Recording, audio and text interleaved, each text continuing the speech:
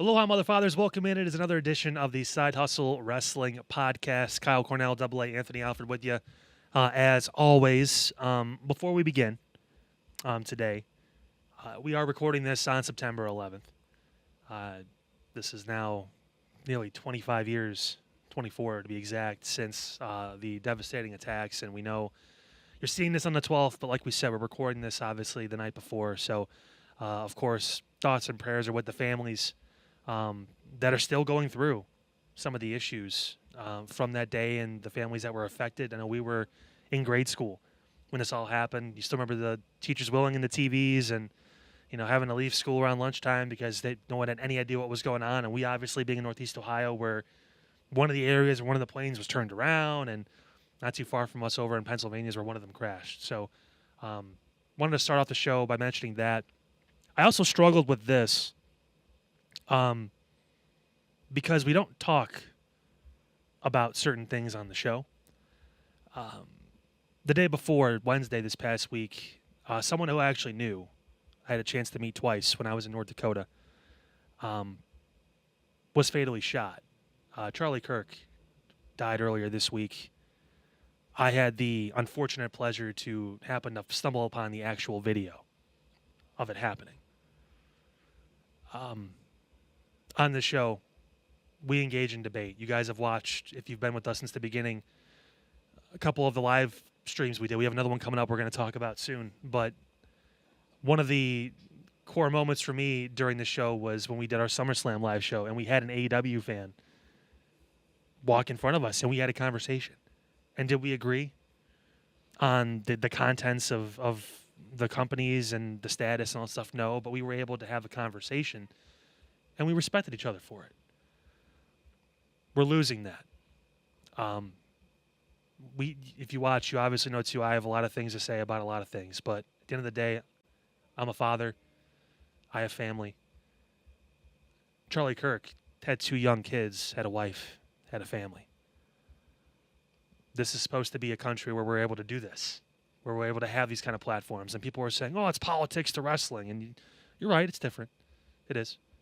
But at the core of it, it's something very similar. I ask anyone that's said negative things or cheered the death of a father and a husband to look inward on that and try to find some sort of empathy and prayers for that family, for what they're going through. And it didn't matter if he was Republican, Democrat, conservative, liberal, right or left, red or blue. It's a person. And I struggled with bringing it up. I did. Because I know, even between us, some of our stuff is crossed and we have certain beliefs that maybe differ or whatever it is. We don't talk about it too much usually, but I felt the need. And with all the negativity I've seen, I don't want to bring that. I want to try and bring a message of let's figure this out, and let's shine a light on mental health. Let's shine a light on the people that need this help, because if you're willing to kill someone over a political difference, that's a core issue. And I don't want to I want my son to grow up in a country where this is a possibility. God forbid he has a viewpoint that someone else doesn't like, and this could be the result. So, yeah, share the same sentiment, of all that. And, of course, 9/11 and whatnot. And what happened earlier this week, and, of course, all the other stuff that goes on a daily basis. I mean, really to add on, I think you're seeing, and we're all in it too, is if you disagree with somebody, that's a penalty, no matter what, apparently. That's and if you're, dare I say, if you're in the middle, right? If you're, you lean one way or you lean the other, I guess that's also a penalty, and that's the evilness of 2025 right now, Kyle, and that's the tricky situation that everyone 18 or older is facing right now, is that, like, you shouldn't be in a situation where you have to pick a stand on everything, right? And again, I'm not going to sit here and tell people how to feel or if you're wrong if you think a certain way. Although you shouldn't be rooting for like that's terrible. I will also add too, on top of everything that you said, that event. That's probably, if I'm not mistaken, that's probably the first time in public view that we have witnessed an assassination. Yeah. And like cold blood, and like you, Kyle, I like, and where I will look at like Twitter and maybe some of the other social media platforms where videos just autoplay, and you're just looking, and somehow that video just pops up, and then there's multiple angles of said video, and yeah. That, and it's like that part. I'm like, what are we doing? I also too think of, on top of everything you said, and on top of what a lot of people are thinking, I do think of the college kids that were in attendance, that saw that, that was there. You can't erase that. It happened, and nobody, period, nobody deserves that. He was doing something that is rooted in the core values of the people that found the country, having conversations. Like, and again, you could disagree with what his viewpoints were or whatever, but he was giving people that disagree with him voices. Like, they're not getting those voices with the people they support, with the people they don't support. He was going around the country and doing it. Having met the man, he was a very good person who had core Christian values. That was... And he was around our age, too. He's 31. He's my age. Mm-hmm. Like, a lot of similarities with me and him as far as our actual full-on lives. You know, at the time we both married, both had kids. Like, it's... And I'm just thinking, too, of the college campus. You went to Toledo. I went to BG. Yeah. And just to think, I'm thinking back we have the student union, and it's very close to, I'm just imagining, too, of that happening.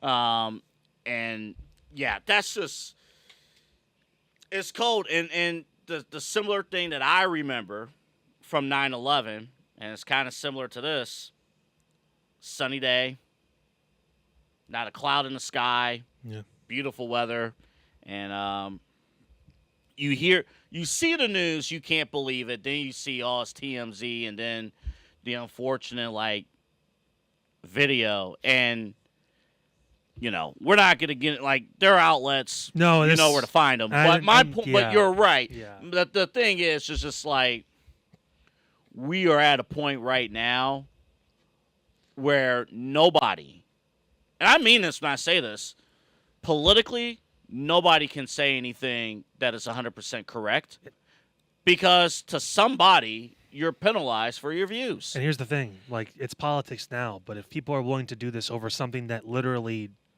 for the most part, doesn't really affect them, with someone who may be influencing people to go vote or to take a side, but he's not a political candidate. What does it mean for people like us that have strong views about wrestling? I know it's politics and wrestling, people laugh, but at the same point, who's to say we can't do a live show? And there's an AEW fan who hate watches us and is like, I know where they're going to be. And I don't want to live in that world where we can't go and be able to be amongst people that have like-minded interests or like similar things we do, but have disagreements with us, and we don't feel safe. And I'm worried and cautiously unoptimistic that we're heading towards an arena where we don't get to do a lot of the things we love to do because of this kind of behavior and because of this stuff. And it's sad. This is not a political podcast. We're going to move on unless you have something else to wrap it up with. But, I mean, I felt it's also not a religious podcast, but I felt kind of the pulling from God to be able to talk about something like this for whatever reason. I don't know. You got the platform. Yeah. And, it's a very, very obviously very unfortunate and tragic. Very tragic. Just across the board tragic. And it's the fact is, too, it almost happened to the current president of the United States as well. And if he didn't turn his head at a certain point, that would have aired live on television. So we're just at a fever pitch right now of social discourse, where, you know, it can't just be sports and entertainment that bails us out of problems. You know, like we can't just say, oh, you know, we could talk pro wrestling, or you could watch the Browns, or watch, you know, whatever your favorite entertainment show is, and that's your escape. That's the only way people can come together, is on Sundays during Browns football, or watching WWE or AEW, whatever, or watching Love Island. That should not be the only time a community comes together. Yeah. It shouldn't happen on just Friday nights. It shouldn't just happen on weekends or anything like that. It should be a situation where if people disagree with how others view life, and the thing is, most people want that, but it's the one it's if you have an issue, and I've struggled with my own mental health problems, especially over the past year and a half, 2 years. Talk to somebody. I didn't want to either. Like, I didn't. I thought that I knew what was best. I thought that I had it all figured out, and I had to just make a few changes, and then I'd be fine. Unless you actually address the problem and the way you're feeling, you're going to be stuck in this rut.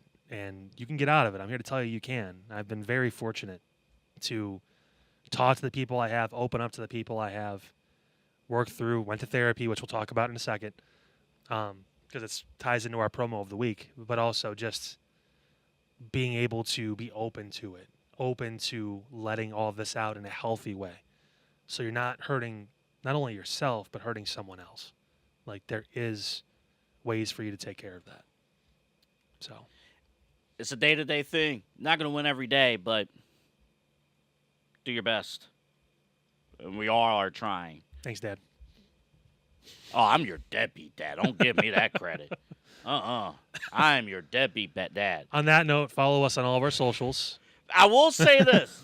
Since we have last been on the air. It's been a minute. We had to take a week off. You won a tennis tournament while spraining your ankle in the final. Still swollen, by the way. It's been a week and a half. It's still freaking swollen. Turned into the biggest baby face at University Circle. Oh, the crowd was against me. Oh, Yeah. Oh, man. 3 for 3, though. 3 straight. This man went down.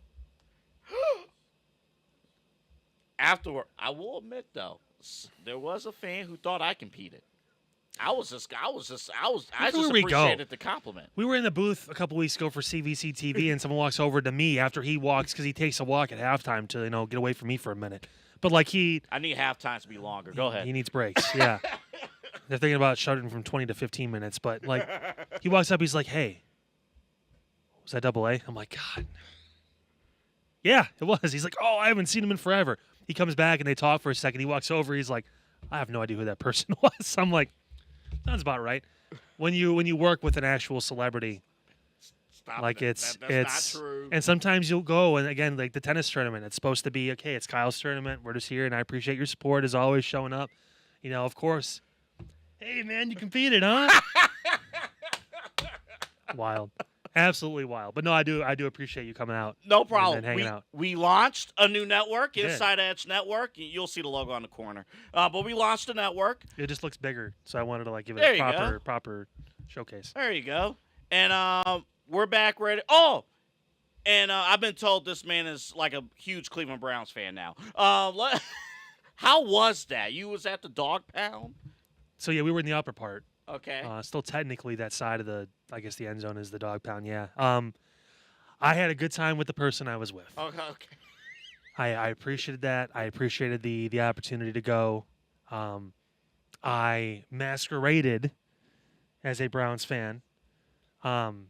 You had to fit the part. There are pictures that hopefully will not be shared on this podcast. But no, I'm not wearing this stuff here. I know that person. I talked to you about that. It was heavily pushed. Yeah. It was heavily pushed. And like MVP, it got pushed back down because of the prior felony. Like, yeah. Like, no, I went all out, man. I got the shorts, I got the shirt, I got the hat, I got a chain. Yeah. Then you watch the Browns lose in the most Browns way possible. And I thought to myself, man, imagine if this actually affected me. I would have been so devastated. Like, oh my goodness. And the best part is they kept the kicker. That was cool. Worst decision. I'll talk about it on the main event show. Worst decision. Well, because you have no emotional attachment to the kicker. Like, there's no emotional attachment. 2 years ago, that dude was the best kicker in football almost. And then he had one kind of off year. He still made like 84% of his kicks, but he missed a few, and they were like, no. And you know Kevin Stefanski is not – he barely kicks it anyway. He usually goes for it on fourth down. He's going to be even more hesitant. Listen, the Browns are trying to get that top 5 pick, and I can appreciate that. There you go. Send it in. Send it in, Jerome. Yeah. Oh, shoot, wrong sport. Any kicker with a Z in his last name, kind of shaky. Just want to point it out. Yeah, you got a point there. Yeah. All right, let's talk some wrestling. We got to talk some business wrestling, too, because there's a lot of stuff. I will fully disclose, too, I'm not going to rag on AEW this week only because of the stuff that happened with Charlie on Wednesday. I tried to watch my mind, it just wasn't there. Yeah. I know they're not. I think all of wrestling, the ratings have been down. But I can understand this past week if you were locked in with breaking news coverage, so I'm not going to rag on. Well, 2 weeks ago they had their lowest show ever. Yeah. But yeah, well, this is not the episode to dive into AEW's problems. Yeah. So we're not going to do that. All right, let's talk promo of the week. Brought to you by our buddy Mike Fabert, myfabertagent.com. See the number 216-932-6900. He works for State Farm. He's a State Farm agent. Him and his team. Really? Yes. I got more of his bio. What makes you say that? Protection, which is now what CM Punk has. He now has insurance. He's got a 5-foot bodyguard. Yes, he does. Yes, he does. It's 5-foot insurance policy. Listen, she could do some damage, and it is the promo of the week. Let's bring it to you right now, courtesy of Netflix and WWE. So for those of you who weren't here 10 years ago,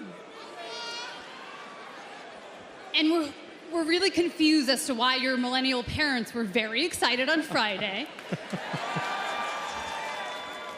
allow me to introduce myself. My name is AJ Lee.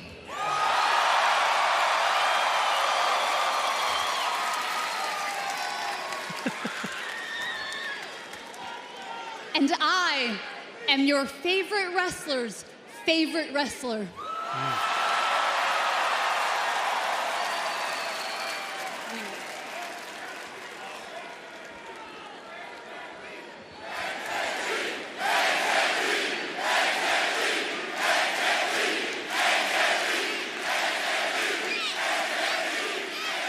Okay, there was a lot more courtesy of thank you, Pete, courtesy of Netflix and WWE. But I'm if we want to evaluate, like when I did the Raw Reacts, and I said if you go promo class 1-on-1, technically sound, it ain't the perfect promo, but it overly did the job of what it needed to do, and I pulled that out in particular because the first thing is you can't just assume everybody knows who you are. Yeah. And I loved right out of the gate AJ basically reintroducing herself because she needed to. That was I know you've been iffy on the Punk Rollins thing, and I mentioned in my reacts to just her return. I wanted to let it sit for a few days and let her have 2 appearances and let her talk before I finally was able to say something about it. It gives the feud life because it is technically something different. Your thoughts on mixed tag matches, I mean, that's up for debate. Obviously, this could branch into separate title feuds. Wait, hold up. Were you not a fan of the mixed match challenge a few years ago? Believe it or not, that was some of the best work a lot of those people did. I agree. Like I AJ agree. and Charlotte did great work together. I forget who else was in there, but there was a couple teams where I was like, okay, There was a lot of like, I think it was a 10-week series. That was some good wrestling. if it's done in spurts with a story that feels like, what else can we do with this story? And that was something I brought up with Punk and Rollins a long time ago with that steel cage match. And I was like, what else could they do? Mm-hmm. They found different ways to keep it there, but add a new wrinkle in. With them at WrestleMania, it was throwing Roman into the mix, obviously, because anything Roman touches turns to gold. With this now, with Punk and Rollins, Punk finally gets the World Championship. Rollins cashes in, new wrinkle. All this time, the mountain that Punk finally climbed, 2 years, whatever, taken away like that. Now, again, we can't just have a normal Punk Seth match now. Let's involve Becky because she's got done with the Bayley Lyra thing. She doesn't have a lot going on right now. This makes the most sense. I loved it. I loved her appearance on Friday, last week's SmackDown, and I loved the promo because it felt real. Mm-hmm. Felt like, yeah, you can write some things and you can do whatever, but like, I'm sure even Triple H was like, you know what? Just tell them what you've been doing. Oh, tell them what you've been through. 100%. Like, because they've all grown throughout all that, and she did not leave because of Punk. She left on her own volition. They wanted her to stay originally. Obviously, everyone knows the story about Punk and why he left and all that, but she left on her own a little while later because she was done. She was content with her career, and to be fair, at that time, there wasn't really much else for her to do. She'd been champion, I think, a few times at that point. There wasn't a Women's Royal Rumble. There wasn't Women's Money in the Bank. There wasn't any of these goals. Well, selfishly as fans, you obviously wanted her to stay. But she was also like, hey, you know what? What else is there really for me to do? My husband's on bad terms with the company, or my fiance at the time, soon-to-be husband. I'm okay. I have other stuff I want to take care of. I've done a lot. I can take care of my body now. She said, and she admitted she had the mental health issues, and she went and got therapy, got help. That's great. I never thought in 2025 we'd get a therapy chant in WWE. That was pretty cool. No, that was fantastic. Yeah, that multiple times. No, yeah, that was fantastic. And then her recommending therapy to Becky was hilarious. Like, you should try it. It's great. Like, I know a guy. I can introduce you. It was can't hilarious. really boo that. No, No, it was great. I loved. I'm back on board with this feud. I'm back on board. It's new life. It's a new way. I'm back. We're going to talk about the big reason is because of Becky. We'll talk about her in a second. Yeah. But yes, AJ Lee being back. This is not a one-off. I thought you brought up a great point. This is a multi-year deal. Mm-hmm. So I'm thinking of AJ Lee and Bayley. I'm thinking of AJ Lee and Alexa. I'm thinking about AJ Lee and many others. Anybody. Who's in NXT right now? That anyone in the main roster she hasn't faced, unless your name is Natalia or Nikki Bella. She probably hasn't touched you in ever. So I mean, this is awesome. Wouldn't even mind seeing AJ Natty. Since you're gonna see that version of Natalia. I want the NXT. Bloodsport version in Natty. That's what you're gonna see. Yeah. On one of the NXT shows coming up. Yeah, trial run. But yes, I hope it works. Listen, I almost slipped up and said AJ Styles. He made news this week. Well, too. he also did some stuff. Yeah. Yeah, he made news. AJ Lee, in terms of the mental health stuff, I love the fact that she also brought up, hey, listen, my husband can handle Drew McIntyre and Seth Rollins and John Cena. Like, those are men, right? Yeah, that's one thing. Right. But Becky motorboated my husband. For Pete looking at us like, what? She put her head in his chest and was like, you're not going to do anything and all that stuff because she was trying to get him to hit her. Becky slapped CM Punk so many times. Like a gentleman. Yeah. Like she was wearing a rubber glove back and forth like this. It was like a cartoon. I love the video of, I think it was Mortal Kombat or one of the other fighting games. You're like, choo, choo, choo, choo, choo. No damage. 1% damage. 44 punches. Oh, my God. And we're not just talking about Becky and like, anything. Like, this is not just Becky just hanging around, just being an Intercontinental Champion. Do we have the video, Pete? This is the Becky award-winning Becky Lynch.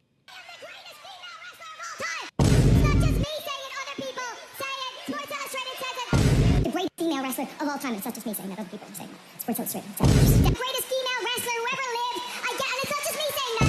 Other people say that. Sports Illustrated say that. Greatest female wrestler of all time. And it's not just me saying it. Other people are saying it. Sports Illustrated says it.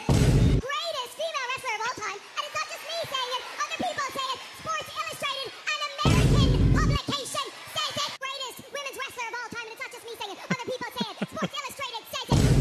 And I'm the greatest female wrestler of all time. And it's not just me saying it. Other people say it. Sports Illustrated says it. I'm the greatest female wrestler of all time. And it's not just me saying it. Other people say it.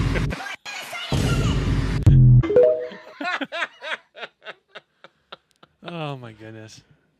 Thank you, WWE. Thank you, Wrestler, Got for pulling that together on TikTok. Got the co-sign of Colton. He was on board with it too. That was fantastic. What the heck? Yeah. She's flexing that line. Yes, she is. And Sports Illustrated, I've heard, is threatening to move her to number 2 so she can stop and come up with new material. Yeah. Next time Becky comes to Cleveland, next time they do a show here. I'll give her Not credit. not the best. Sports Illustrated says it. Plain Dealer says I'm the best.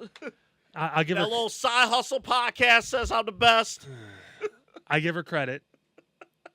I didn't say I said Charlotte was still the best, but that's because she's won 15,000 titles. But that's not according to Becky Lynch. Yeah.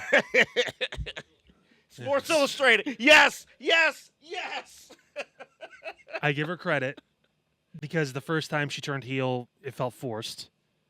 This time, she's being a better heel. Like, she learned from that first heel run, and she's found a line. I don't even acknowledge her first heel run. This is so good. Yeah. I don't even acknowledge that the first heel run existed. Well, sometimes you have to go through it to get to a better point, and this is the perfect person for her to feud with because, again, it was kind of like, hey, who really makes sense? Obviously, Stephanie Vaquer and EO got their own thing. Rhea's kind of a no man's land tune for now. She doesn't really make sense in this currently for the women's IC title. Not yet. She's still kind of hovering around the title picture, kind of.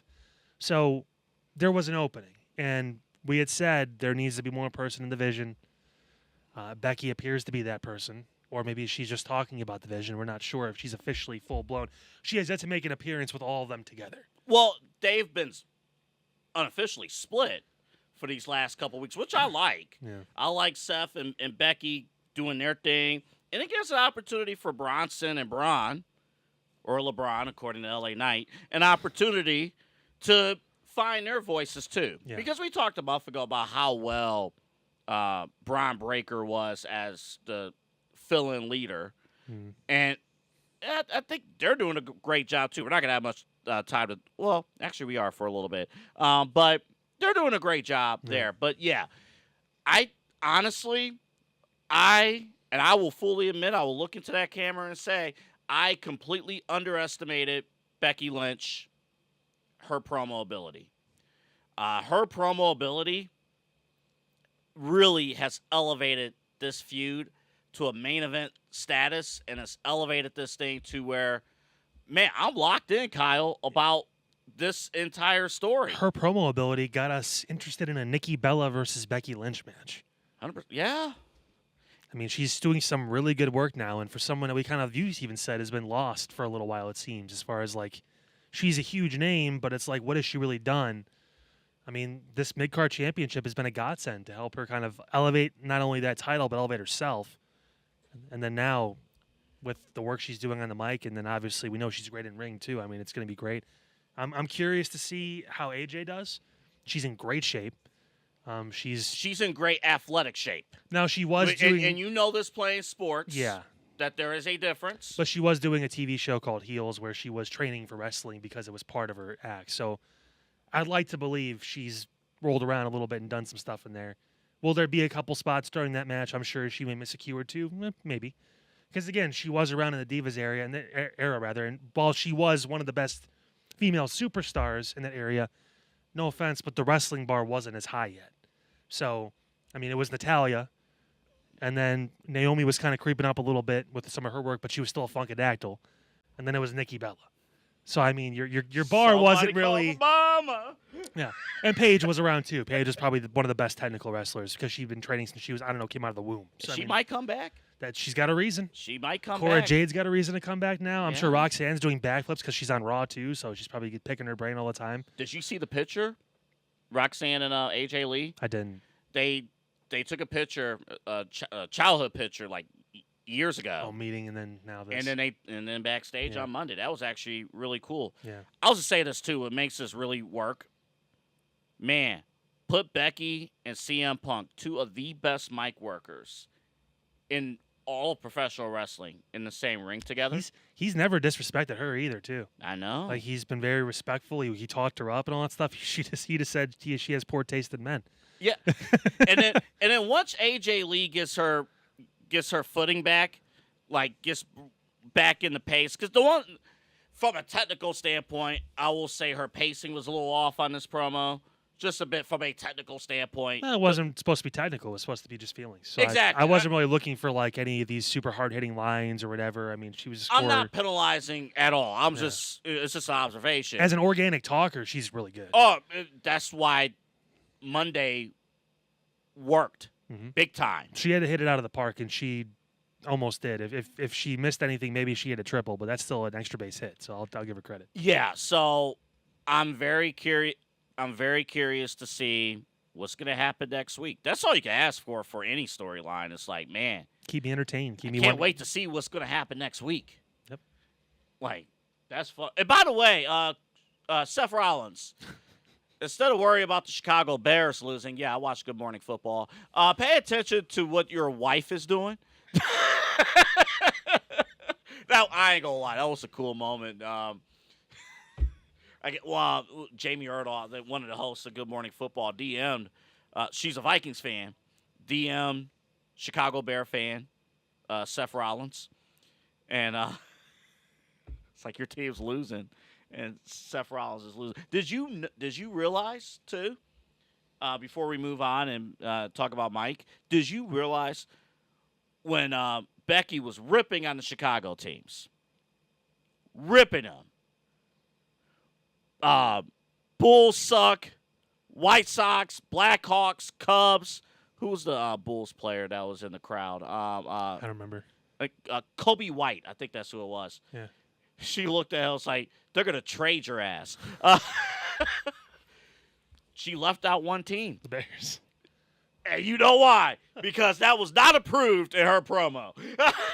I still think it's honestly crazy ironic that Seth Rollins' favorite team is Chicago and Punk's from Chicago. You think they'd naturally have something to connect on, but I guess not. I don't get it, man.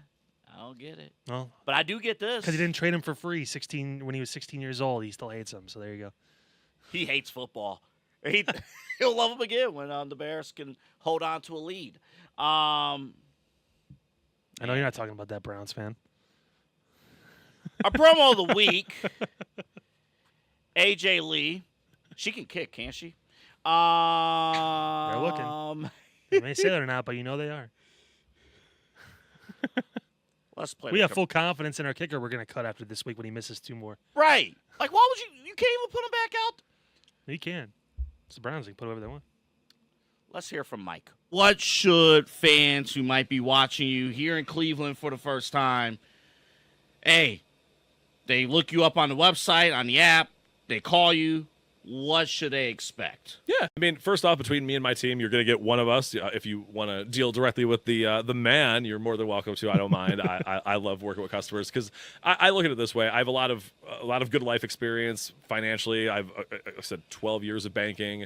I've got now 2.5 years of insurance. I have a lot of money and just kind of life and financial stuff knowledge. So that's what I look to do, is to truly help people get from that point A to point B financially. It's not about just, saving money on auto insurance, sure, but if I can kind of turn that into a better discussion, really help people understand what actually insurance does, why it's important, because it's not a tangible. I joke when I leave that I lock the office door so no one steals all the insurance, but there's not just insurance laying around. So there's just it's kind of a mystery kind of component in people's lives that they think is a scam and all the different things you hear. It's not. It can feel like it sometimes. I'm not even going to be. say that it doesn't, but if you understand how it works and understand and have a person who you can go to help with those kind of situations, that's what we're here to do. That's what my team's here to do. That's what I'm here to do, and that's what I take a lot of pride and have a lot of passion in, obviously, as you can probably tell. So, Well, I mean, I know you said the joke, hey, we lock the door so no one steals the insurance, but it's exactly right. So we were just talking over the break about Mike and, him competing at the next Extra show, which we'll talk about in just a moment. But I'll tell you, and we say this every time, life insurance is utterly important.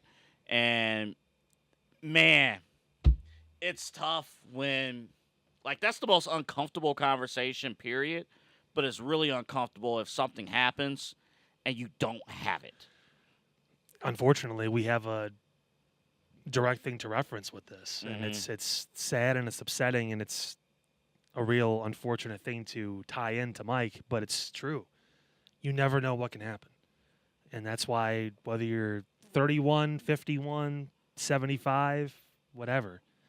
I mean, as an adult, especially with kids or a family, I mean, this is something you need to take care of because you never know what can come down the pike. So Mike is one of those people that can make sure that if, God forbid, that worst day happens, the one thing you don't have to worry about is the rest of your family, how they're going to be able to move forward, how they're going to be able to take care of whatever they need to take care of because he's got your back.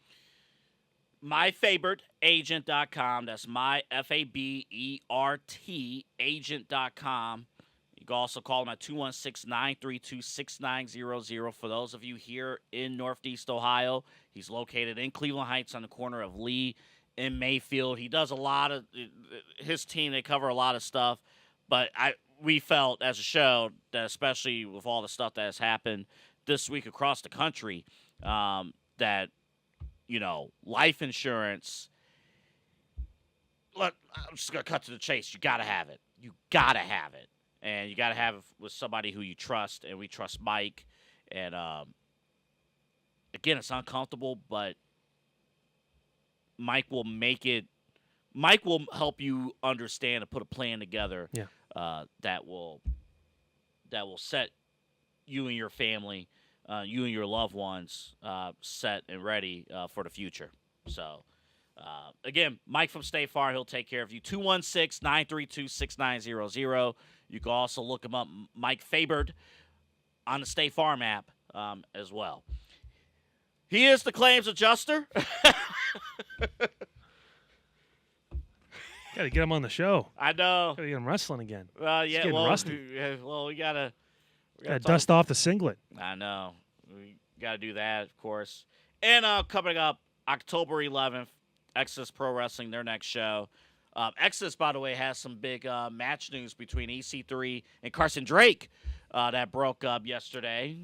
Possible elimination style 5-on-5 match. There's going to be a fantasy football style draft or a draft to pick members of their teams.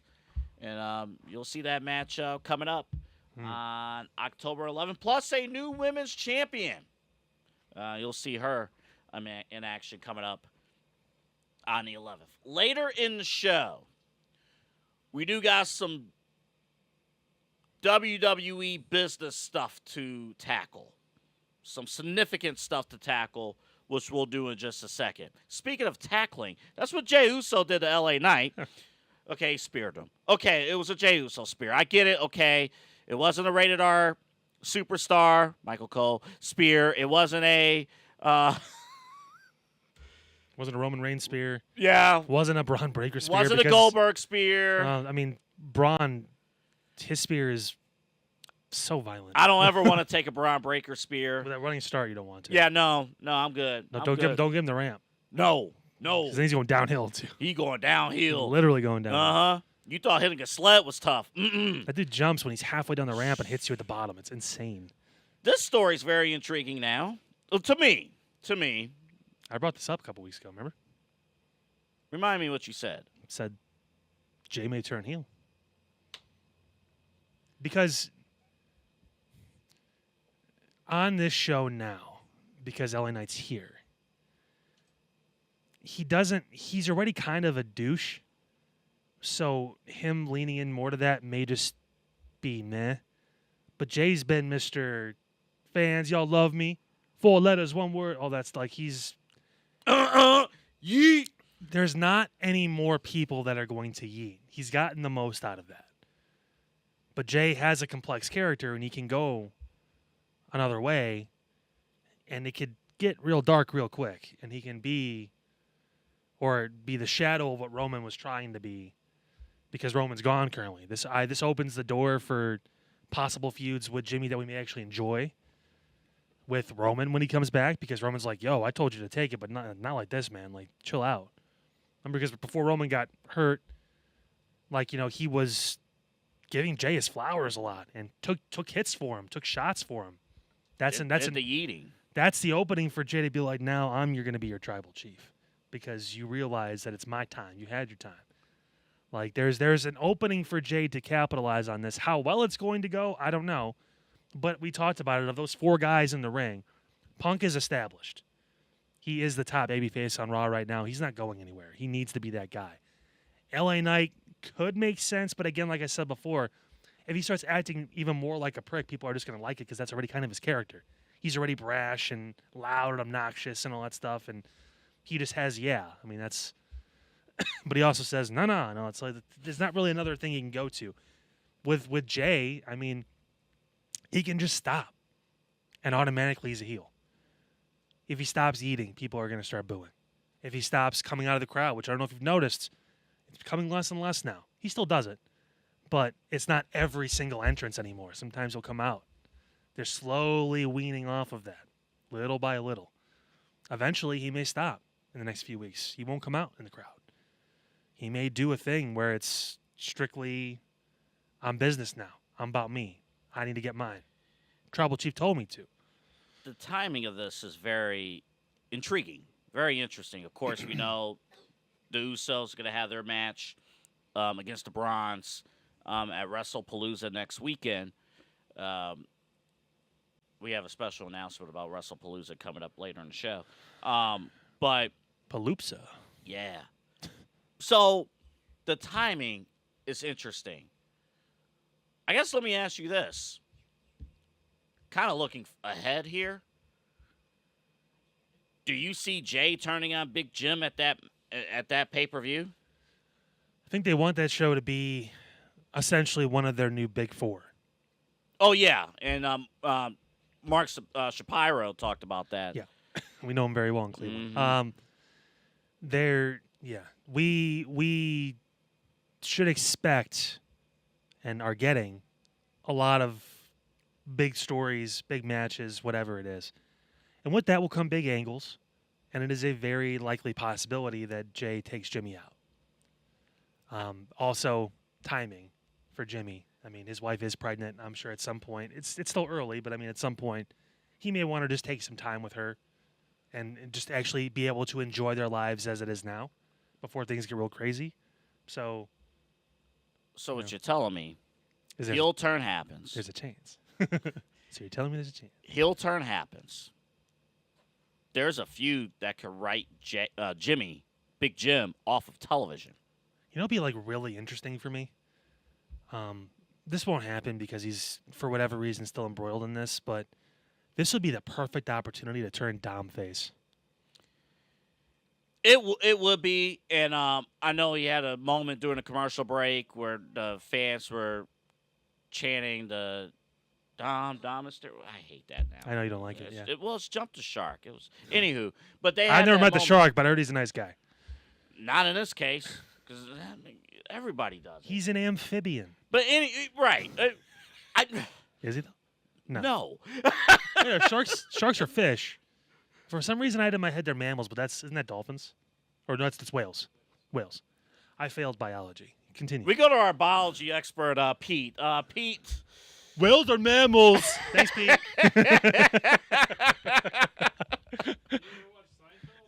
No. Wrong generation. Peter. Back in my day, Jerry Seinfeld was taking the Metro every Sunday. What's the deal? Oh, Jerry. Like he was always doing cocaine. Like that's what he looked like all the time. Like constant state of coke. I Like, think there was somebody else on the show who did that. Anywho, the entire fucking the entire series. It was the 90s. What do you mean? What do you mean? What are you talking about? And now Becky will bring out the. What the hell are we talking about? What Becky's- are we talking about? Becky's gonna start soup Nazi and AJ Lee Oh now. man. No title for you. You come back. No title now. I can quote like a bunch of stuff I've never seen. It's insane. Hey, there was a time a few years ago, Do you remember? the 21st night of September. You went back and forth on that. Can you imagine if Earth, We Wind, did and a Fire? great job on one of those football games last year or 2 years ago doing that. That was great. Yeah. What about Earth, Wind, and Fire? If Earth, Wind, and Fire and Michael Jackson did an album together, I mean, AI Ooh. exists. They could still do it. they could, but it wouldn't hit the same. Okay, there are some And to be fair, neither would Lil Michael. There are some members of Earth, Wind, and Fire who are still with us. So I Yeah. should say, Well, and of course. yeah. Yeah. See, that's what Pokemon's for. Pokemon is there to teach. Where are we going? Where did this train? Who pulled the lever and like just changed the route this much? There was a time, Kyle and Pete, that one of my buddies played season 2 of Seinfeld on Netflix. Like it was just rolling while in the living room, and I felt like I watched all of Jerry Seinfeld's stand-ups.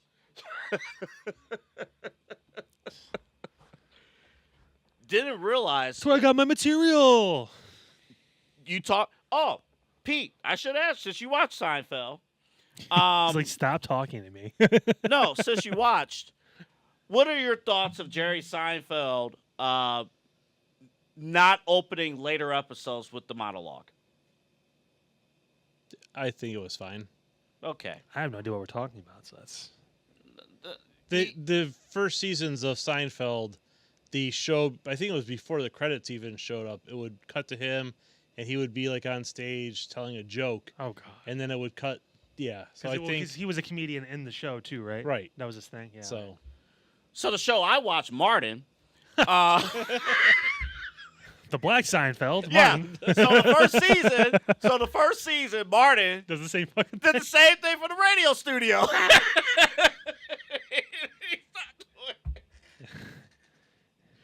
All right, we're gonna have a breakdown of Friends and Living Single. Who stole from who? Who stole which spear? Who's? Bye. This topic is cooked. Let's move on. Okay, real quick. I do have one other thing though here. So I will say this. I think this is great character development from Jay. I mean, think of it from this standpoint. He had a taste of that title. Yeah. He was at the top, 2 months. but he did it his way. Hey, I could do it my way until he couldn't. He didn't lose on pay-per-view. He didn't lose on the Big Four or anything like that. He lost on a random-ass episode of Raw. And he hasn't been able to get the title back. Mhm. So, And Roman's been in his ear. and Roman's fight, it was in his ear. And they were there. They saw the success. The other thing I liked on top of this, if you recall back to the OG Bloodline story, remember when Sammy joined the group? Jimmy was all open arms. How long did it take for Jey Uso to finally embrace Sammy? Minute. Almost when he left. Yeah, he was about to leave. Yeah, he's got trust issues. I liked here, LA reached his hand out to Jay first. Jay did not extend his hand in that corner. Then he goes to Jimmy. Jimmy and LA immediately embrace. They're locked in. Trust, everything like that. Cool. So I liked even that little detail That's very. before the spear. It's very much their personalities are different because Jimmy's always been the one. He was also the one that flipped out on Sammy first too because you hurt me. He But hurt then- the family. Yeah, but then he like went back right away to like Roman. Like he was like groveling and all that stuff and Mm-hmm. everything. Like there was. He's very trusting and then he gets burned and then he starts trusting again and he gets burned and he's open to whatever and then yeah. I mean, Big Jim is just there to have a good time. He's just, you feel good when you see Big Jim. I felt good. You see Big Jim and everything like that. Jay means business. No, yeah. And he has to. The question is, how do you go about it? Like, is he going to be a tweener? Because, again, LA Knight is not the most likable character in the world. You said it yourself, but that's who he is. So, like, can you even split off into a Jey Uso LA Knight feud immediately? Like, that would be tough. I think you could do it, but it would be tough. Well, again, it's one of those things where they're trying to keep those guys around the upper mid card. So I get it. I see a world where Cena does come back and wins the IC title, because now if he's facing Sami Zayn, he can face Dom. Like, it can be a thing. And maybe it's Jay that he decides to put over and decides to give him the championship, and that's the guy who beats John. I don't know. I mean, there's ways to do this, but it doesn't end. I've seen some stuff about Jay joining the Vision. I don't like that. I don't think that's an ideal fit. Just because not only the age, too, but it doesn't really fit what the group needs.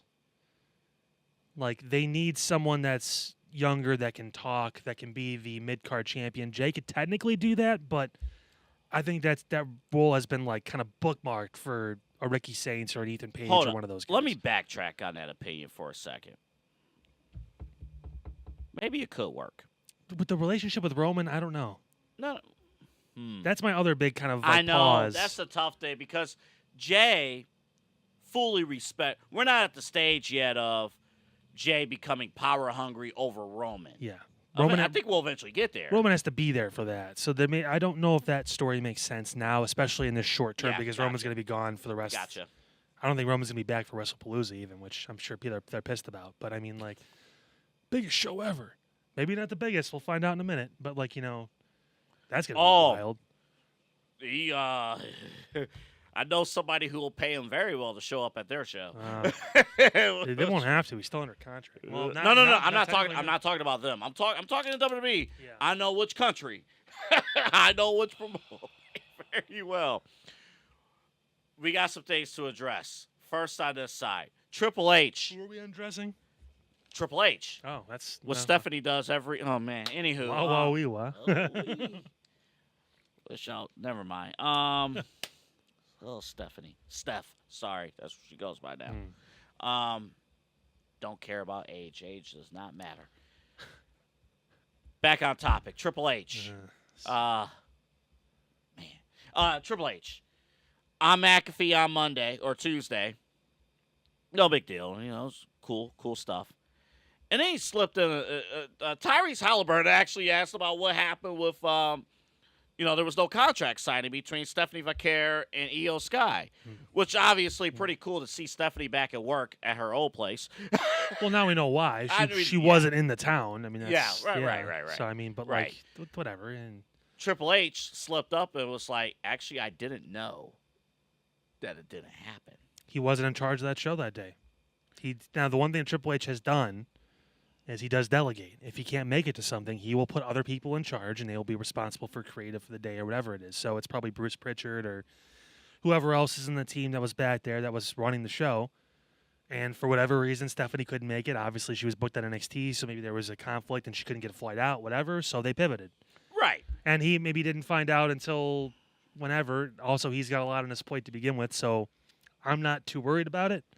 But so I'm a bit concerned, not in particular of that particular story, but in terms of because TKO is putting a lot on his plate. The one thing about the previous boss, about Vince, Vince was very micromanaging. He was there too much. And, I've heard stories from, people on like Sirius XM, Jonathan Coachman and others was like, even when Vince was gone, and like Vince probably missed 5 shows in like a decade, which is insane. Even when he was gone, he was always on the phone. He was pretty much more tapped in on what was going on with the show when he was gone than when he was there. Yeah. My only question here is Triple H spread a little bit too thin here? Because I can understand delegating. I think every great leader, depending on what's going on, delegating when things are established is a good thing. But to hear that he didn't know, he was only asked about that segment, but to hear that he didn't know what happened on his own show the day after, it's a little bit concerning, only from the standpoint of he was at who's the comedian that they the Kill Tony thing or whatever. the Kill Tony thing. So he was unplugged from it, and even like he just took a vacation not too long ago. Mhm. So he's still probably getting back in the swing of being at every show again because he deserves a break. Everyone does. I mean, I'm not like too concerned about it. This hasn't been like a thing where it's like he doesn't have any idea what's going on ever. Like, you know, if anything, I'm actually okay that he unplugged for a minute and did something else and made a different appearance and got a chance to get away because Vince never did it. And sometimes when you're too plugged in, you can lose touch real quick and go back to old habits. You know, go see the Mediterranean or whatever they were at for a week or two or whatever. Like, you know, go do an event for us somewhere else. Like, go talk to other people. Like, go do something else so you can kind of reset your brain. Like, you know, and it's okay if he didn't know. He's got 6 days to figure out what to do now after that show for the next Raw. So it's not like, you know, there's a show going on in the air at 5 o'clock on Tuesday, and after Pat McAfee, he's got to try and figure something out. It's like, no, I haven't talked to anyone that did the show last night. I didn't watch last night because I was doing something else. So, no, Pat, today at 12 o'clock, I don't know what happened last night, but I'm sure I'll find out later today when I have a meeting with the creative team and we talk. And he did also say in the clip that he was going to watch the show after. yeah, he had other shit going on. So I'm not. If there's any concern out there that he's not, you know, privy to what's going on and knows week to week, it was literally the morning after the show, afternoon after the show, and he had no reason to be, you know, dialed into it yet. So, because he was flying over to do this, and again, I don't know what he does on the plane, but I'm sure it's other stuff too, because he's involved on the business side and recruiting and all that and everything. So, I mean, there's a whole bunch of stuff that he does. So, but I don't know. The one thing I will say, and to speak to all that, I think all of that is true, because even you remember Vince, even when he was plugged in every single week, you're so dived that you forget details. And Vince was forgetting details of storylines, so things weren't connecting. That's why you were getting 50-50 booking, because he was booking shows while the show was on the air. I mean, I remember those Raws and SmackDowns where they go on the air at 8 o'clock and they have no clue what they're doing at 10 o'clock. Like, the show's going. So I remember those shows. At least Triple H, from a storytelling standpoint, you know, what made him great? Stories still connecting with each other, right? Yeah. You know, we just talked about with Jey Uso, like how his backstory in the past is now connecting. And I didn't mention this in that last segment. LA Knight initially bringing up, no, I can't trust you, Jimmy, because you actually cost me the WWE title years ago when I was facing Roman. And it's like, so why should I trust you? It's those little things that this writing team, over time, has done a great job of since Triple H has taken over. And he probably had the plan already written out, like, hey, Steph and her are going to do the contract signing. For whatever reason, she couldn't get there. He did not watch the show. So, no, I don't know why they didn't do it. In fact, I haven't watched the show yet. I'm going to watch it later. But I'm sure there's a reason. The one thing I am concerned about, and why, about the spread too thin thing. Thin. Wow. What would Jerry say? Here's my concern. And this is more of a TKO thing, and we'll talk extensively about TKO in a second. TKO is positioning Triple H to be their Dana White of WWE. Yeah. So I'm watching NXT. And NXT is going to do their homecoming show next week. It's going to be a big show. Is it at Full Sail or was? Mm-hmm. And I'll do a reacts for NXT because I'm actually really looking forward to that show next week. If I still have Peacock. Well, no, it's on YouTube TV. Yeah. I'm about to get rid of that too. On the CW. Yeah, we got to talk about that in a second. Yeah, anywho, but Triple H is the face of everything. Yep. Now, a lot of people are not complaining about it because Triple H, if you talk about like Q rating, talk about the Q score, Triple H is very likable. right? So it's not like if you see Triple H on your screen, you're not going to be like, get him off, or get him off television. Like, you're not going to do that. But there does become a concern of, well, we want Triple H here in this town. We want Triple H promoting this. We want Triple H there. We got to have Triple H at the Kill Tony thing because we were invested in this. We got to have Triple H. Where I do become concerned, will that over time impact the quality of the weekly television shows? Now, the one thing that Triple H has working in favor of for him, if you remember, hate to again go back to 2001, but for a different reason, the original XFL in 2001, Vince McMahon was running that. That took Vince away from WWF, and storylines were greatly impacted because he wasn't there. He took his eye off the ball. He was focused on the XFL. Ball. Yeah. Yeah, the scramble. He was focused on the scramble instead. If you get that reference. Triple H, at least, you're writing Raw and SmackDown. You don't have to worry about booking house shows because you don't do house shows. They still have live events, but it's not nearly as many as it was before. They announced like 15 dates for like a whole quarter plus, so it's like over like 3 months. So again, does everyone make them? No. It's only certain superstars go. It's usually still split because SmackDown will do them, Raw will do them, that kind of stuff. So that's nice, but I think it's different too because, John Cena, full-time John Cena, on top of wrestling 300 nights a year, John Cena was doing all those Make-A-Wishes, doing all those public appearances, doing all that stuff. And Roman Reigns, now he's at the top. He's like, I ain't doing all that.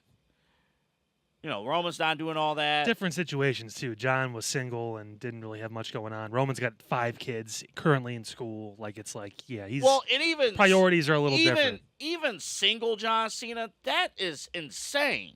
To do all of that. He always wanted to make himself busy. That was his thing. I know. So I think Triple H takes it upon himself to make those public appearances. Plus, TKO wants him to do that because I feel TKO, because AEW exists, there's a part of me in my mind that is saying TKO wants to make almost every one of their wrestlers expendable. As long as the WWE brand, as long as Triple H is running it, and we could put out Triple H, do you really need to know who the superstars are? I don't know if that's the ideal approach. It feels like to me that's the approach TKO is taking. It's the UFC approach. It's the reason why, I don't know a lot of MMA stars where 10, 15 years ago, I could tell you half of the MMA fighters that's on the roster. I can't tell you any of them now. I mean, let me know when Conor McGregor is back. Let me know when John Jones always gets in trouble. But it's the brand. It's the UFC brand. So that's something Vince always said, too. No one's bigger than the company. I mean, that's... Well, Vince said that, and Vince believed it in scope. But he pushed his superstars out in public. TKO, and that's why I don't know if I can fully blame Triple H, because Vince was running it. Triple H is reporting to somebody. Well, he's running creative. He's essentially running the company, but they are owned by a board. So he reports to 5 people or whatever, one of them being The Rock. So, I mean, but if anyone understands the business, it is Dwayne. So here's what we're going to talk about on the other side here. Now, there are 2 Mark Shapiros. Now, the one that we know here in Cleveland is now with the Toronto Blue Jays. And the president of TKO. I'm kidding. Right. The second one is this guy, the president of TKO. Real Italian. Yeah. He says some things about ticket prices that you may not be happy. Actually, I know you won't be happy about. He used to actually run ESPN back in the day. Oh, yeah. Remember on Playmakers? No. Playmakers almost cost ESPN their NFL contract. Yeah. Also coming up. Oh, that logo is rough. There it is, 2027. I guess unofficially, but it's gonna happen. They may make the announcement today. It's gonna happen. It's going there. The Rock will face Stone Cold. If you ever wanted to watch a zombie, Hulk Hogan's coming back. We're going to take care of some hiccups, and you watch this back in a moment. What should fans who might be watching you here in Cleveland for the first time, hey, they look you up on the website, on the app, they call you, what should they expect? Yeah, I mean, first off, between me and my team, you're going to get one of us. If you want to deal directly with the man, you're more than welcome to. I don't mind. I love working with customers because I look at it this way. I have a lot of good life experience financially. I said 12 years of banking. I've got now 2.5 years of insurance. I have a lot of money and just kind of life and financial stuff knowledge. So that's what I look to do, is to truly help people get from that point A to point B financially. It's not about just, saving money on auto insurance, sure, but if I can kind of turn that into a better discussion, really help people understand what actually insurance does, why it's important, because it's not a tangible. I joke when I leave that I lock the office door so no one steals all the insurance, but there's not just insurance laying around. So there's just it's kind of a mystery kind of component in people's lives that they think is a scam and all the different things you hear. It's not. It can feel like it sometimes. I'm not even going to say that it doesn't, but if you understand how it works and have a person who you can go to help with those kind of situations, that's what we're here to do. That's what my team's here to do. That's what I'm here to do, and that's what I take a lot of pride and have a lot of passion in, obviously, as you can probably tell. So, Well, I know you said the joke, hey, we lock the door so no one steals the insurance, but it's exactly right. Small business owners are superheroes, but nowadays running your business means doing so inside your shop and on social media. That's why you should make Omega Video Marketing your sidekick. With a decade of content creation experience, I create dynamic, informative, and fun videos for your specific social needs that will increase brand awareness, get you more followers, and keep your social pages and websites current and fresh. I offer flexible pricing and turn times and will work with you to understand your brand and your story. All of that comes from the heart. My award-winning expertise is just the cherry on top. So let's get connected. After all, your brand is the alpha and my expertise is the omega.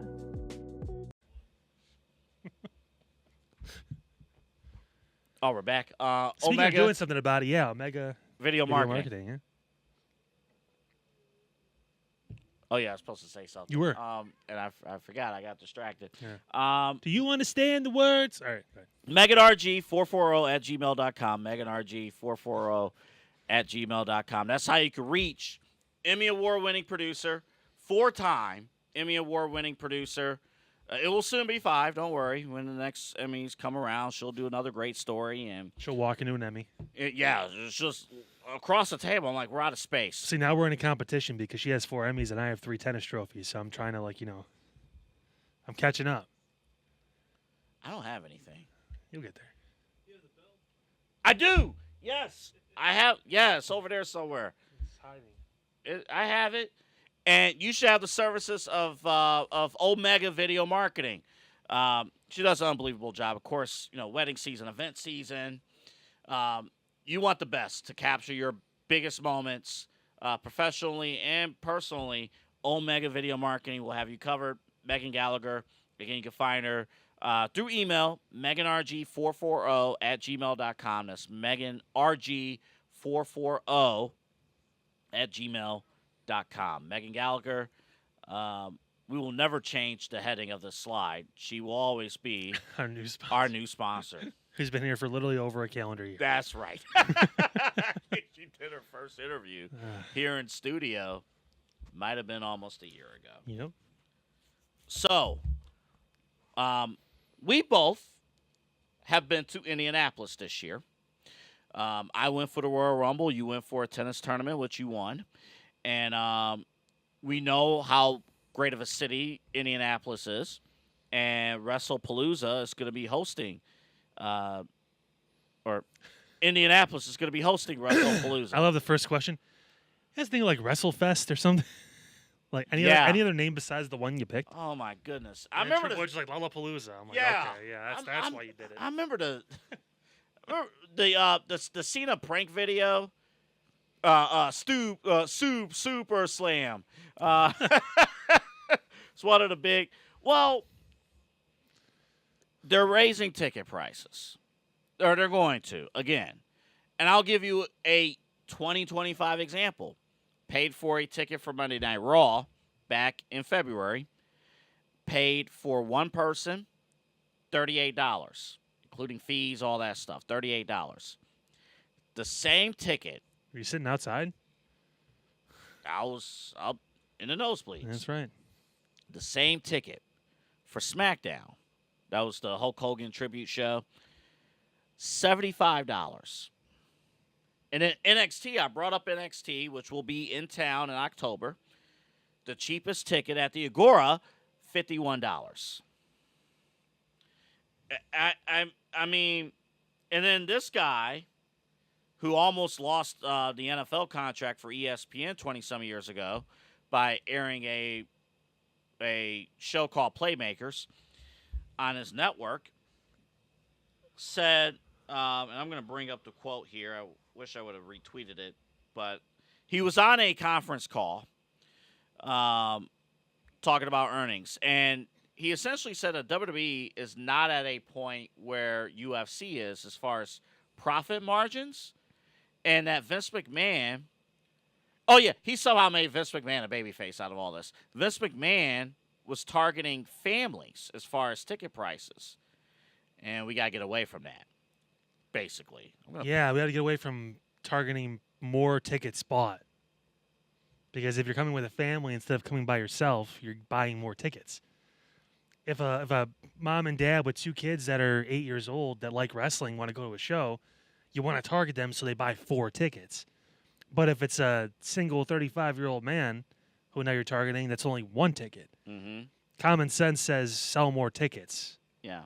Don't sell less tickets for more money. Sell more tickets, and you can increase it like incrementally based on inflation or whatever, but don't like kill it, and you'll still make more money because you're still selling more tickets. That's why you're at the Agora and not at the Wolstein Center. That's why you're doing events at the Wolstein Center, not Rocket Mortgage. Vice versa for any major city with their arenas and or theaters that are around. Like, yeah. So this is what he said it was the Goldman Sachs. It's a terrible mindset, by the way, to have for business sense. He said here, we know we have a lot of room there in terms of ticket prices. Vince McMahon was primarily pricing tickets for families and wasn't totally focused on maximizing the opportunity in terms of profit margins. Now that we've seen what we can do with the UFC, we want to repeat that in terms of ticket sales and holding back and advanced sales when it comes to on location on the WWE side, and he says it's working out really well. I guess you're not taking most of the time. You're not taking kids to a UFC fight because of the violence and it's two completely different things. So, but if you're gonna do that and you're gonna cater your ticket sales higher to more individuals, or we're focusing on men and women that are in their 20s, 30s, as opposed to families with their kids coming, then the content has to change too, because you're still putting a TV product out there that is fringing on still families. So he's kind of full of it. And shocker, maybe he doesn't know what he's doing right now, because the UFC and WWE are also very different business models too, and how they're represented and the audiences they garner. The UFC is very male-centric. They're also unfair to their fighters' pay. God forbid the Pauls say something about that too, right? But they're very unfair to their fighters. Unless you're Conor McGregor or John Jones, you're not getting paid. But I mean, that's why they're eliminating Conor McGregor's and John Jones. When Dana White, when your promoter is the face of your promotion, and you make the fighters no names, there you almost get away with that. Long story short, this is stupid. I mean, I was all for like having niche things like Netflix can do. They can say certain things that are a little more across the line because they're streaming and all that stuff, and too. But they also said no swearing. Then Netflix comes out and says you can't do this, can't do that. So if you're trying to cater to an older audience that will pay more for tickets as opposed to paying for families, one, be ready for less attendance in some of these events if you're going to start doing that. Just because that's look at AEW. It's natural. If you cater to men 18 to 49, because they're the key demo for what you're trying to get. And that's the reason why he's saying this, because they view them as competition and they want to kill that demo for them. Mm-hmm. So we need to take all the people that watch that show, go to that show in that demo from them. So that's their focus. It's not about the big picture. It's about competition. Well, even the big picture is missing too. You said on our last show, because I'm like, when we do our day job, we always say, like, by rule, adults 18 and over have spending power. People under 18 don't have spending power. And you stopped me on my tracks. And explain again why. Colton, when you want a new game for your Switch, who pays for it? Or dad, right? Yeah. Or grandma or grandpa, yeah. But when you want a new game, or you want to see John Cena, y'all go see John Cena. My son's 7. He has spending power.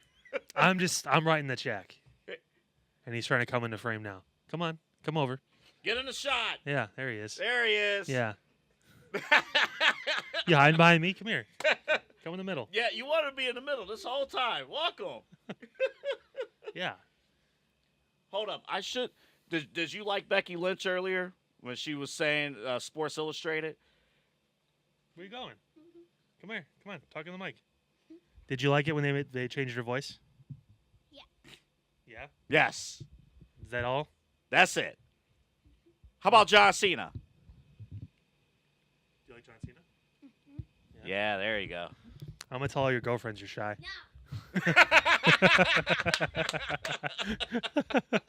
See? That is spending power.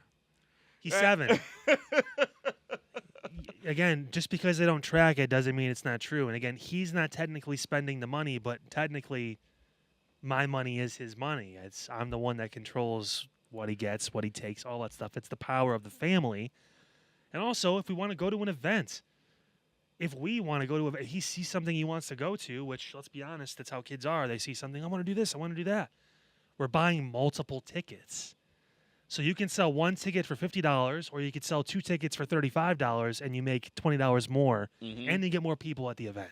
Not even including concessions and merchandise and things like that you're gonna buy. If you can keep attendance at the level that they've had and that they're having, while increasing ticket sales and changing the demo, well then, okay, fine. But also, this is setting up people for multiple generations to watch the show too. It's sustained success. It's not after we watch it when we're 25, we forget about it because we didn't want to bring our kids to it because it was like more of a niche thing and we didn't really think they would enjoy it or it was too much or whatever. There was a method behind this change after the Attitude Era, and it's why they've had and why they were worth over $9 billion. What did UFC sell for? Close to 9? Yeah, it was up there. It was around that. So they're around the same as far as value. Yeah. I mean, but they're two different things. And if you're TKO, you think you'd want different things in your portfolio. We've got a strict thing here with UFC that's more based on individuals and higher ticket sales. And on this side, we have WWE, which is more family-based, that covers bigger attendance, all this stuff. UFC is not selling out a 70,000-seat football stadium 4 or 5 times a year. No. They're doing. But their home base is Las Vegas. Yeah. The T-Mobile Arena. That's their home base. That's great. Where. That's 20,000 people. But you can get out of those 20,000 people, you could get at least 1,000 influencers to show up to a UFC event in Las Vegas. Well, now look at WWE. You got guys from sports teams, influencers that are on the show. It's not even just, I Show Speed is in the stands at MMA. No, I Show Speed is getting speared by Braun Breaker in the middle of the ring. That's why WWE is one of the most, and pro wrestling in general, one of the most different, so unique things in our entertainment sphere that you ever see. They got greedy though. Last year, Colton. they got greedy because last year they had all those sellouts, right? Yeah. Every week, Michael Cole or or Corey Graves, whoever. Hey, this sellout number 20, sellout number 35, sellout whatever. You're not getting the sellouts this year, but what are they promoting? What's the first thing Triple H used to always mention at every press conference? Record gate. It's all financial. It's all money. gate, right? Which again, it's a business. If you bring oh god, the keys came out. This they're so loud too. His keys. I to swear. the show. How many keys do you need? This one's thick. Is this a mail key? I'm not telling you my keys on the camera. What the hell? No. Hey, why do you have 3 bottle openers on your key? Okay, there's a reason for that. But Double fisting. listen, hold on. Let me look at this real quick. I didn't get rid of. They both work. Well, yeah, they're bottle openers. Well, I've had this for years. This is college. Yeah. And then. That one's got a lot of miles on it. Yeah, it does. Yeah, it does. So now we know what AA actually stands for. Yeah. Hey. Yeah. He's got meetings every Wednesday. Yes, I do. In the church basement. Yeah, that's right. That's right. That's Ben right. Stiller's your AA There's coach. coffee, Yeah. coffee and donuts. Yes. Until the FBI raid comes, Ben Stiller is your guy. Hey, chill. See, hey, Oh, listen. happy day. Oh, happy day. Boom, boom, boom. I'm going to need you to Didn't the wash my Seinfeld- windows. Did the Seinfeld crew get arrested on the last episode? Yes. Okay. Good. They all got caught with the cocaine. There you go. Great job, Kramer. Anywho, Sorry, Jerry. boy, if you're a Seinfeld fan, this episode is for you. The human epitome of someone who looks like he just got struck by lightning was Kramer. Like every single time he walked in the room, jeez, Jerry. And Kramer, the reason why TMZ blew up. He was one of the first ones, I believe, had that video, the stand-up. And, yeah, TMZ became TMZ. He missed the key opportunity to promote Slim Jim. Yeah, he did. Yeah, it's he did. unfortunate. By the way, this guy believes that WrestlePalooza is going to be just like SummerSlam, just like the Royal Rumble, and right there with WrestleMania. And it's so They can do it. big. It's so big that tickets open at $212 in Indy. It has now dropped to $160. Oh, you set the bar high. Remember, you shoot for the moon, land on the stars, or vice versa. Boy, we're effing up puns all day long. And that's what happens when you have WW Energy. You get a lot of good energy, a lot of good drinks, a lot of healthy stuff, and you're flowing. It doesn't kill your body or anything at all because you know the difference. You're flowing like a period. Oh. God, we can't say that either. Says who? Says who? Says who? I know. Are you going to call my manager? Damn, that's my manager. Go ahead, Karen. Finish the ad. That's my manager, too. I can't do that. Yeah, we are the managers of Yeah. the show. We SHWP10, that's the promo code. Go to I'm w.gg. going to go complain to myself. Don't ever call me that again. W Energy. A lot of good stuff, a lot of good drinks. SHWP10. Get your 10% discount on pure, natural, unadulterated. You see that? That's a horse energy. Your taste buds' favorite energy drink. Yeah. Just like AJ Lee's your wrestler's favorite wrestler. And it's your taste buds' favorite energy drink. And you can consume all this when you're watching WrestleMania 27 from home. Because your ass ain't going here. I can't wait.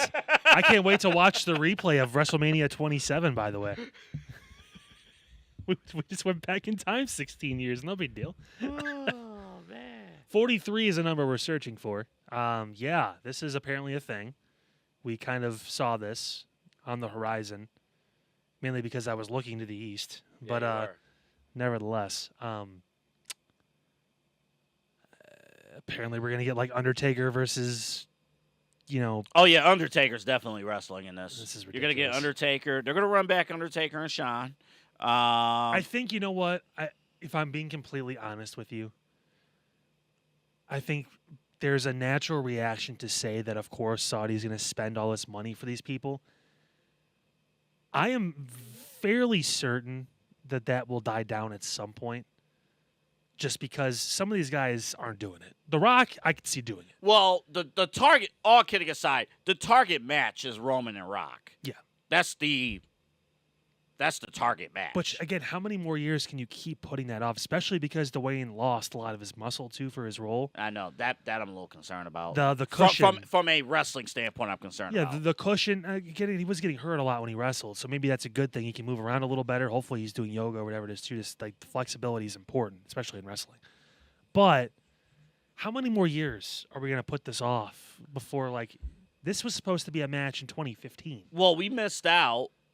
Honestly, I know we eventually got it, but we missed out on Undertaker and Cena at Mania during their prime years. We missed out. Well, we got it in like a happenstance way. That was a squash. Yeah, when John was basically being a comedy character. Mm-hmm. But I mean, I don't know. And this is in danger of heading in that direction. Now they've got time on their side with this, and we've talked about the coronation of Braun Breaker and some of these people.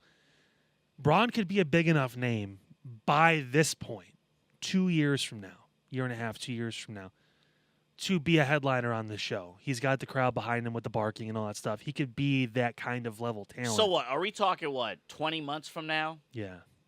By then, maybe you don't need some of those guys. They're still going to want Rock. They're still going to want appearances. But, I mean, Undertaker should not be wrestling anymore. He can't. No. He can't. They teased that with Trick, and I'm glad they didn't do it because he can't do that anymore. And why would he want to? Don't tarnish the legacy anymore. I don't care for how much money. You've made enough. A lot of these guys, these legends, are trying to pull out, so to speak. Stone Cold is making a ton of money. The Rock obviously has. Would Cena do it? No. I think, John, if there's one thing about John Cena, and we can all admit to this, morally, when he says something, he means it. He's not going to be at WrestleMania next year. He's not going to do another wrestling show wrestling. He may show up to just be like an ambassador, like, hey, I'm excited to be here. Are you guys happy at WrestleMania? But he's not going to wrestle. If there's an open wallet no, for John Cena. Because he's by making these Dwayne guys. money. He's making Dwayne money now with the movies he's doing. So he doesn't need it. No, of course he doesn't need it. No. Would he still do it? No, he will be an ambassador and will show up for WWE like he said he's going to for big events because he still loves WWE, but he's not going to wrestle. If they pitch to him, what's the match? What are we missing? That's going to be over a year and a half from his retirement that he's going to want to come back. If they pitch to him Cena and Roman, no, I'm just trying to think of like the biggest possible match. He's going to be like, no, why? There's also got to be a reason. It can't be because it's in Saudi and he's getting paid. John will want a reason for the match. They'll find a way. I agree with what you're saying. Nobody wants to see that. There's no one I want to see John fight in Saudi Arabia a year and a half after he said he was done. There's nobody. Not even Stone Cold. I don't want to see that. Why? Why do I want to see two guys in their 50s? Stone Cold may be almost 60 at that point fighting. Yeah, he'll be 60. I don't care what kind of. And Stone Cold's in great shape, and so is John. But I don't care. I don't want to see that. The only thing I'm like build really new stars. Well, they have guys. They have people in the wings ready. I know they have guys. I'm just concerned. That's all. I'm not saying don't bring. There's some people that would make sense. And remember again, this is going to be 2 nights. The roster will be on the show. Like, that won't be a question. The roster will be there. If you're doing Triple H booking, this is 7 matches both nights. Yeah, and that's 6 to 7. Been consistent. Yes, that's been consistent throughout. On the major shows, like WrestlePalooza, will have probably 6 or 7 matches because it's considered a major show now. But you are seeing the power, though, of one of the things where you're just like, because you never want to hear a businessman say, "Yeah, we're going to raise prices." Like the CEO of HBO Max, who's been destroying Warner Brothers, he just said that they're going to raise HBO Max prices. So if you have 20 a month, be prepared to spend 25. I cannot wait to get rid of YouTube TV and watch my subscription rate just drop so much. How much I'm paying per month? It's fantastic. I'm going to bundle the ESPN thing. We're going to have a conversation on our live show next week about that. Mm-hmm. But I'll just say this. They are pushing site fees. They are telling cities, you want our product, you got to pay us. Yeah. And Vegas outbid New Orleans. And we all thought, maybe I'm making an assumption here, that London or even France, even Lyon, France, or It'd be Paris, France, Paris. They'd have to go to Paris for that. or Paris. Like, we thought, like, they would be the first ones. And Saudi, they just have more money than anybody else can offer. London will, If they wanted to, I'm going very much the extreme here. And I don't think they would do this, but I wouldn't put it past them. If Saudi wanted to, they could buy out the WrestleMania franchise if they wanted to. I think the goal with this now is going to be every other year we're going to be in Vegas. We're going to have a U.S.-based WrestleMania every other year. But the year that we're not in Vegas, I think they're going to be here. I don't think they're going to do Saudi every year. I think it's going to be a 2 or 3 year rotation where they will be there. Because if they're spending the money, I mean, They'll go back. They will. no. If you, maybe I'm over whatever A little bit. But if you look at the profit margins, right, and we always see every year on the annual reports, annual statements, the Saudi show shows up as other. So you really don't have to do year-to-year comparisons. It shows up as other. And WWE and TKO makes more money on the other category than a lot of other companies. So if they're spending that much on Crown Jewel or whatever, Night of Champions. Night of Champions, if they're spending that much, and they're WrestleMania, Royal Rumble, SummerSlam, give us one of the big four every year. TKO is taking that money and running. One of them. It won't be WrestleMania every year. It's too big of a brand to have at Saudi Arabia every year. Yeah, I'll give you WrestleMania, but I'm saying the big four. Yeah, one of them go there. That's fine. Whatever. I mean, because I know it's a business at the end of the day, and they have to make their money, and they're going to do whatever they need to. It's fine. They also signed the 10-year deal with Saudi. I don't know where they're at in that, but I'm sure there's still plenty of years left. I think they're near the end. I think there's like probably 3 more years or something like that. So you know what? Fine. You have to have 1 to 2 shows there a year. One can be the throw-off Night of Champions show, whatever, Crown Jewel. The other can be one of the big four. One other point before we end the show. Big 5, because WrestlePalooza now could be a thing. You never know. Okay.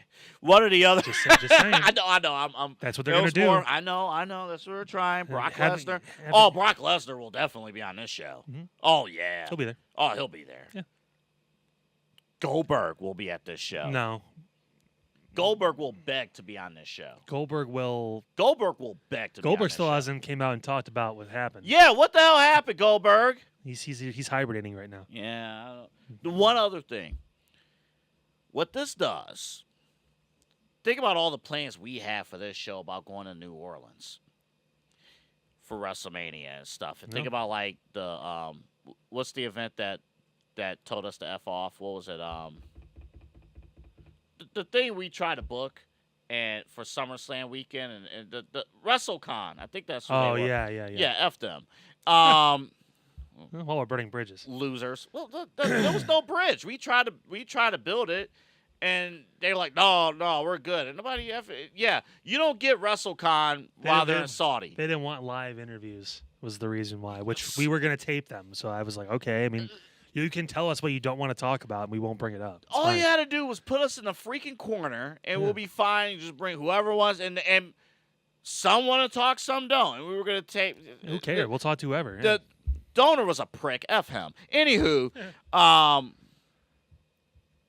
dumbass. Anywho, watch your profanity. Fucker. Whoa. Easy now. Anywho, do not repeat that. That's an adult word. That is adult language. You're making me be a dad while you're doing this. Delete that from. Go on, finish your Seinfeld monologue. Go on. Idiots. I forgot what let's end the show. We're done. No. I was like, are we? None of those events. Think about all those wrestling shows that book themselves during WrestleMania week. They don't care. In the towns. Not just don't care. They want to say F all them and eliminate them. And again, it's business. They have I get WWE it. World. They can do that at Saudi. They have like their thing there. Mm-hmm. So like they don't care. I mean, they make money from that. They make money year round from that store. So I mean, like, okay. Yeah. So you'll see NXT. You'll see TNA probably at that point, and that's it. And then the main show, like AEW is not going to be there. You're not going to see all these other smaller wrestling promotions travel out there. And honestly, how many American fans are going to travel over there anyway? Like, that's not going to happen. None. That's not going to be able. And that's why they're still an American-based company, so they will still. WrestleMania specifically will still be a show they do in America at least half of the time.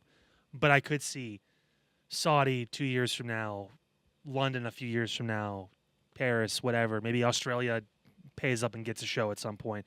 They want to go global. That's always been Triple H's goal, too, even when he was working under Vince. He wanted to expand because this is a global show. Netflix allows them to do that. Obviously, Peacock to an extent can, but Netflix is the key to unlocking the world as far as overall. So I mean, and ESPN locks things here in the States. Now, we will talk when we join you next Saturday, time to be determined. Yep. We will be live at, where are we doing? Greenies? Yeah. We'll be at Greenies. Boy, I'm all out of sorts. Yeah. Can't you tell it's Friday? We'll be at Greenies. They got a special event coming up next Saturday. We'll be there live. Us and Voice of the Land will join you from there. And it will be the day. Actually, there's two major shows. There's AEW All Out, which I will admit I'm not excited for at all. And the Wrestling Field Day show from WWE. There'll be a tug of war main event and other stuff. But the big thing, YouTube TV, for me, YouTube TV has not cleared, and ESPN has yet to work an agreement on the ESPN premium thing that you need to watch the show. bye-bye. So if they don't figure this out by the time we go on the air next Saturday, there's some decisions that are going to have to be made. They don't figure it out by the time I get paid next. They're going out the window because I don't want to pay another $80 this month if I'm not going to use it. I use it to watch SmackDown. If it turns out that I have to watch clips, so be it. I'm going to get the bundle then with ESPN Plus, Disney, and Hulu, and I'll pay for Netflix too, and that'll be it.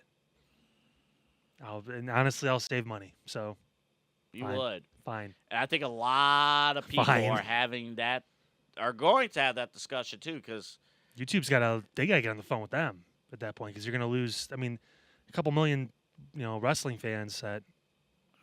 it depends. Do they? Or does ESPN? It's the chicken. They both need to get on the phone and figure. Yeah, I don't think ESPN has really done a good job explaining What? this thing. Because we got it. Actually, you don't have the Ace package. You just have, I don't know. But they got to figure it out. Because I know I'm not spending $30 a month on ESPN when I'm already watching ESPN through cable. No, yeah, I'm bundling it all together, and I'll pay like $40 a month for all three. I think so. That's not bad. That's fine. For three streaming services, it's like $13 per service. That's not the end of the world for me. So, and then I'm not paying for YouTube TV anymore. Yeah. And then I'm not paying for Peacock anymore. Oh yeah, I haven't. Yeah, Peacock's done. So Gonna get rid of that. NXT Homecoming is on the CW, so that's cool for me. But No Mercy, I think that's their next PLE. That's not Peacock. We'll figure it out. We're not gonna. Yeah, well, I mean, that's something where we just end up just watching clips or whatever because I'm not doing it. All right, we're out of time. We'll try to do better again next time. Who does that close? We'll see you guys. Sounds familiar. On Saturday, next Saturday the 20th, live from Greeny Sports Cards, their event over in Broadview Heights. Until then, have a good rest of your weekend and next week. Stay tuned for some Reacts videos, some clips, all that good stuff. So have a great rest of your Friday, too. Bye-bye. See you at Hawken. We'll be there.